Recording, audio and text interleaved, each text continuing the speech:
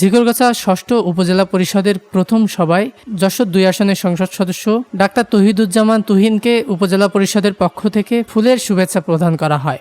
গতকাল ৮ জুন উপজেলা প্রশাসনের কনফারেন্স রুমে উপজেলা আইন শৃঙ্খলা, সামাজিক সম্প্রীতি, বাল্যবিবাহ নিরোধ ও মাসিক সমন্বয় সভার যৌথ মিটিংয়ে উপজেলা পরিষদের নবনির্বাচিত চেয়ারম্যান মোহাম্মদ মনিরুল ইসলাম, ভাইস চেয়ারম্যান ইমরান রশিদ ও মহিলা ভাইস চেয়ারম্যান জেসমিন সুলতানা এ ফুলের শুভেচ্ছা প্রদান করেন।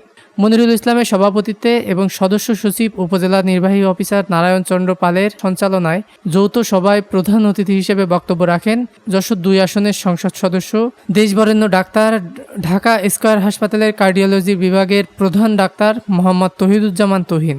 তিনি ঝিকরগাছা আইন শৃঙ্খলা পরিস্থিতি, সন্ত্রাস, মাদক, চোরাচালান, বাল্যবিবাহের ব্যাপারে সংশ্লিষ্ট কর্মকর্তা ও জনপ্রতিনিধিদের কাছ থেকে খোঁজ খবর নেন। বর্তমান সরকারের গৃহীত বিভিন্ন সুবিধা সাধারণ জনগণ কতটুকু ভোগ করছে সে ব্যাপারে উপজেলা প্রশাসনের বিভিন্ন দপ্তর প্রধানের কাছ থেকে জানতে চান। তিনি শিক্ষা, স্বাস্থ্য ও সকল সেবা সাধারণ নাগরিক যাতে সহজে পেতে পারে সে ব্যাপারে সংশ্লিষ্ট কর্মকর্তাদেরকে দিক নির্দেশনা প্রদান করেন। এ সময় সার্বিক আইন শৃঙ্খলা পরিস্থিতির উপর গুরুত্বপূর্ণ বক্তব্য রাখেন উপজেলা ভাইস চেয়ারম্যান ইমরান রশিদ, মহিলা vice chairman jasmine Sultana, Jhikargachha উপজেলা স্বাস্থ্য ও পরিবার পরিকল্পনা কর্মকর্তা ডাক্তার রশিদুল আলম, সহকারী কমিশনার ভূমি কে এম মামুনুর রশিদ, ওসি মোহাম্মদ ইব্রাহিম, সমাজসেবা কর্মকর্তা মেজবাহ উদ্দিন, মহিলা বিষয়ক কর্মকর্তা অনিতা মল্লিক, যুব উন্নয়ন কর্মকর্তা মোহাম্মদ তোফাজ্জল হোসেন, উপজেলা পল্লী উন্নয়ন কর্মকর্তা মাহমুদুল হাসান, ঝিকরগাছা কাজী সমিতির সভাপতি K M Idris Ali, chairman Anisur Rahman, Ataur Rahman Mintu, Motiar Rahman Sardar ও প্রিন্স আহমেদ।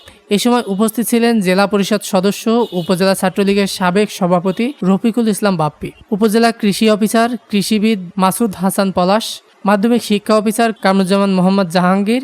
এছাড়া উপস্থিত ছিলেন সরকারের বিভিন্ন দপ্তর প্রধানগণ, বিভিন্ন ইউনিয়ন পরিষদের চেয়ারম্যান, ইসলামী ফাউন্ডেশনের প্রতিনিধি, বিভিন্ন মসজিদের ইমাম, সাংবাদিক ও শ্রুতিবৃন্দ। ডেস্ক নিউজ, দৈনিক রানার।